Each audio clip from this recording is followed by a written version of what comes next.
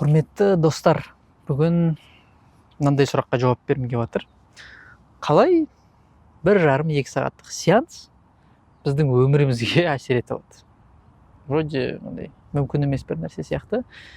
Егер сіз ешқашан сеанс алмаған болсаңыз, психологтарға бармаған болсаңыз, это нормально. Менде де ондай еді. Мен де скептик едім, поэтому бұндай сұрақ өте орынды. Бірақ мен ішкі кухняны түсіне бастаған кезде сеанстың логикасын түсіндім. Соны сіздерге бүгін түсіндіргім келіп жатыр. Енді мынандай бір нәрсе бар. Бәлкім сіздер де естіген шығарсыздар. Мысль формирует эмоции, эмоции формируют действия, действия формируют привычки, привычки формируют характер, характер формирует судьбу. Яғни біздің өмірімізге, біздің тағдырымызға әсер ететін осындай бір цепочка бар. И бұның ең жоғары жағында түбінде тұрған бір ой. Бір ой дейміз ба, бір шешім дейміз ба, бір установка дейміз ба. И осының өзі біздің бүкіл өмірімізге әсер етуі мүмкін. Бір мысал ретінде қарастырайық. Мысалы, сіз сеансқа келесіз, айтасыз, менде бір қорқыныш бар, мен қараңғыдан қорқамын дейсіз. И бұл сіздің қазіргі жағдайыңыз. Біз бұны түбіне жетіп, сол ойды табуға тырысамыз. Айталық, например, сіз кішкентай кезде қараңғыда қалып қойдыңыз, болмаса бір кино көрдіңіз қараңғы туралы, и қараңғы бір жерден бір монстрлар шықты, бір кинода айталық. Или сізді біреу қорқытты. И бітті, сізде бір ой қалыптасады, значит, қараңғы тең қауіп, бір опасность бар о жерде, қараңғыға лучше жоламау керек деген сияқты. И осы ой, қараңғы тең қауіп, қараңғы ол бір жаман нәрсе деген ой сізде қандай эмоция тудырады? Қорқыныш. Бітті, сізде қараңғы деген нәрсемен бірінші ассоциацияңыз қорқыныш. Енді сіз қараңғыдан қорққаннан кейін сізде қандай әрекет болады? Сіз қашасыз содан. Сіз қараңғыға жоламайсыз. И сіз қараңғыға жоламай, сізде бұл әдетке айналысады. Сіз ұзақ уақыт бойы қараңғы батса бітті. Сіз ол жерден қашасыз, жарық бір жерге қашқыңыз келеді. И бұл сізде уже біраз қайталанғаннан кейін бір мінезіңізге айналады. Сіз қараңғыдан қорқатын адамға айналасыз. Бітті, сіз қараңғы жерде жүрмейтін адамсыз. Сіз максимально ондай жерден аулақ боласыз. И бұл сіздің өміріңізге тікелей әсер етеді. Сіз ондай нәрселерге вообще жоламайтын боласыз. Ондай бір қараңғыда жұмыс істейтін мамандық болса, түнде жұмыс істейтін мамандық болса, оған ешқашан жоламайсыз. Ондайды даже қарастырмайсыз. И бұл сіздің өміріңізге, сіздің тағдырыңызға әсер еткен болады. Бірақ бұның бәрі бір ойдан басталды, бір установкадан басталды. Қараңғы тең қауіп. Осы ойдан басталып, сіздің өміріңіз өзгере бастады. Енді біз сеанс кезінде сіз келген кезде біз не істейміз? Мен басында сұрақ қоям. Бұл қорқыныш болған кезде, сіз бір қараңғы жағдайға түскен кезде қандай сезім болады? Сіз не істейсіз? Денеңізде қандай бір тітіркену болуы мүмкін. Сосын біз бұны зерттей келе түбіне жетуге тырысамыз. Түбіне жеткен кезде, скорее всего, мен мынандай сұрақ қоямын сізге. Сізде осы қараңғыдан қорқыныш өмір бойы бар ма еді, әлде бір сәттен басталды ма? И әртүрлі болады. Егер сіздің ойыңызға бұл келсе, есіңізде болса, онда күшті, сол жерден ары қарай жұмыс істейміз. Кейде адамның есінде болмайды қашан басталған. Бірақ егер есіңізде болса, біз сол моментті еске аламыз да, ары қарай уже жұмыс істейміз. Ситуацияны мен сізден сұраймын, не болған? Мысалы, сіз айтасыз, вот осындай кино көрдім, ол жерде қараңғыдан бір монстр шықты, и мен одан қорқа бастадым. Бәлкім сіз бала болғаннан кейін, сіз енді сондай впечатлительный болғаннан кейін сөйтіп қабылдадыңыз. Оны реальность болып қабылдап қалдыңыз. Енді біз сол моментті еске аламыз. Енді сіз уже есейген үлкенсіз, сол моментті біз перепрограммировать етеміз, қайттан жазамыз. И сол кездегі біздің установканы өзгертеміз. И сізде уже қараңғы тең қауіп емес, қараңғы тең просто қараңғы дегенге келеді да. Қараңғы демек просто жарық жоқ о жер болды. И осы нәрсеге әкелген кезде о жерде на самом деле ешқандай монстр жоқ екенін сізбен түсінген кезде, сізде осы ойыңызға байланысты, қараңғыға байланысты сіздің эмоцияңыз өзгереді.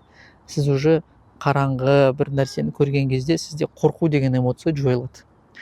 Сіз қараңғыдан қорқпағаннан кейін сізде әрекетіңіз де өзгереді. Сіз қараңғыдан қашпайтын боласыз уже. Қараңғыда, потому что ол жерде ештеңе жоқ екенін түсінесіз.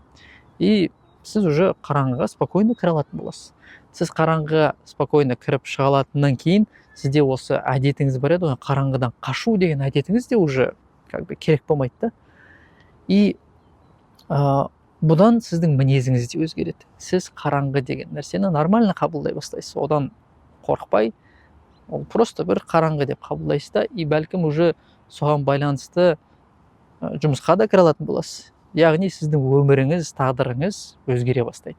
Түсіндіңіз ба? Сіздің бір ойыңызды өзгерткеннен по цепочке осылардың бәрі өзгеріп, сіздің өміріңіз де өзгеруі мүмкін. Кейбір сеанстарда болады, бұл бір сеанстың өзінде уже табылып шешілуі мүмкін. Енді әрқалай индивидуально. Ситуацияны қаншалықты күрделі болғанына байланысты. Бірақ бір сеанстан уже результат көрген адамдар бар. Моментально, сразу. Кейбір кісілерде сәл ұзақтау болуы мүмкін, бірақ негізгі логика осындай. Біз сіздің түп санаңызға кіреміз де, сол ойды тауып, сол установканы ауыстырып, сіздің симптомдардың барлығы кетеді. То есть біз сеанста себебін іздейміз. Себебін тауып, соны дұрыстаған кезде симптомдардың бәрі өздері по очереди домино сияқты құлайды. И бітті. Сіздің қорқыныш уже жоқ болып кетеді. Примерно осылай жұмыс істейді. Енді бұны кейбір кісілер өздері де істей алады. Ондай кісілерді мен көрдім, бірақ бұл оңай емес. И ситуацияға байланысты, егер ситуация қиын болса, бұны істеу де өте қиын. Неге? Себебі подсознание кіргізбеуі мүмкін сізді. Потому что сізде осы эмоциялар бар, қорқыныш эмоциясы. Сіз мысалы қараңғыны елестетудің өзі сізге ауыр болуы мүмкін да, поэтому подсознание жоқ дейді. Ары қарай мен сені өткізбеймін дейді, ары қарай кірмейсің. Или бұл оқиға сіздің есіңізде болмауы мүмкін. Ондай да көп кездеседі. Неге? Потому что бұл бір оқиға, сіздің бала кездегі бір қорқыныш до такой степени қатты сізді қорқытады, и бұл до такой степени соншалықты қатты болады, сіздің подсознание, түп санаңыз оны есіңізден өшіріп тастайды. Неге? Бұл сезімді қайтадан сезгім келмейді дейді. Бұл эмоция слишком ауыр болды, и мен оған қайтадан оралғым келмейді дейді. Сізді сақтап қалу үшін сіздің түп санаңыз бұл эмоцияны, бұл оқиғаны есіңізден өшіріп тастайды. Бірақ оны да табуға болады. Басқа есіктен, басқа ракурстан кіріп, бұл инцидентті табуға болады. Оның неше түрлі жолдар бар. Бұны кейбір адамдар өздері де істей алады, бірақ адамдардың көпшілігіне басқа біреумен отырып істеген жеңіл. Неге? Себебі мысалы сіз сеансқа келіп маған осы нәрселерді айтқан кезде сізде осы эмоциялар қайнап тұрады. Бірақ менде ондай болмайды. Мен бұл эмоцияларға тәуелді емеспін да. Мен спокойно отырам, и поэтому мен сізді ары қарай бағыттай аламын. Жалпы сеанс кезінде біз мысалы специалист или пейнхантер ретінде мен сізге ешқашан бір просто ақыл айтпаймын. Мен сізді бағаламаймын. Мен сізге бір жауап бермеймін. Мен сізге навязывать етпеймін ештеңе. Неге? Потому что бүкіл жауаптар и так сіздің түп санаңызда жатыр. Олар бар, просто оны табу керек. Оған дұрыс кілт табу керек та. И менің негізгі бұл жердегі міндетім сізді бағыттау, сізге маршрут көрсету. Ну и плюс тем более бүкіл сеанс бойы мен блокнотқа бұның бәрін жазып отырамын. Біздің жолымыз, біздің картамызды сызып отырамын, маршрут сызып отырамын, и біз қайда қалай барғаныңызды мен сөйтіп түсініп отырамын. Потому что сізге бұны істеу қиын болады. Сіз эмоцияның әсерімен бұны байқамай қаласыз. И мен сізді бағыттаймын. Так, хорошо, мынау бітті, енді кері қайтайық, мына жерден жалғастырайық деп сізді бағыттап отырамын. И сізге шешімін табуға жай көмектесемін. Бірақ шешімнің бәрі, жауаптың бәрі сіздің өзіңізде и так түп санаңызда бар.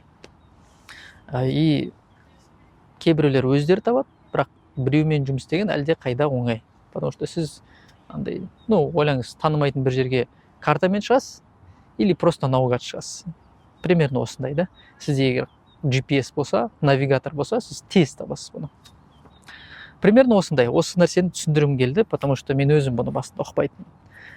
Бірақ сеанс кезінде әртүрлі жағдайлар болады, но әдетте нәтижесіне әйтеуір біз сразу жетпесек те бір сеанста, бірақ жақындаймыз, и бұл сізге сразу сезіледі. Сіз уже бір жеңілдік сезесіз. Жалпы қысқаша осылай. Менің негізгі айтқым келген нәрселер осы. Егер де сіздерде осыған байланысты сұрақтар бар болса, маған жекеге жазсаңыз болады, или төменде комментарийға жазыңыздар. Бұның бәріне мен жауап берем. Темалар өте көп, оларды жаймен осылай түсіреміз бұйырса. Егер бұндай тақырыптар сізге қызық болса, каналға жазылыңыздар. Егер сеансқа жазылам десеңіз, төменде менің контактілерім бар, маған хабарласыңыз. Сеанс болмаса да консультация алсаңыздар, без проблем хабарласыңыз, мен бәріне ашықпын. Келесі видеоларда кездескенше.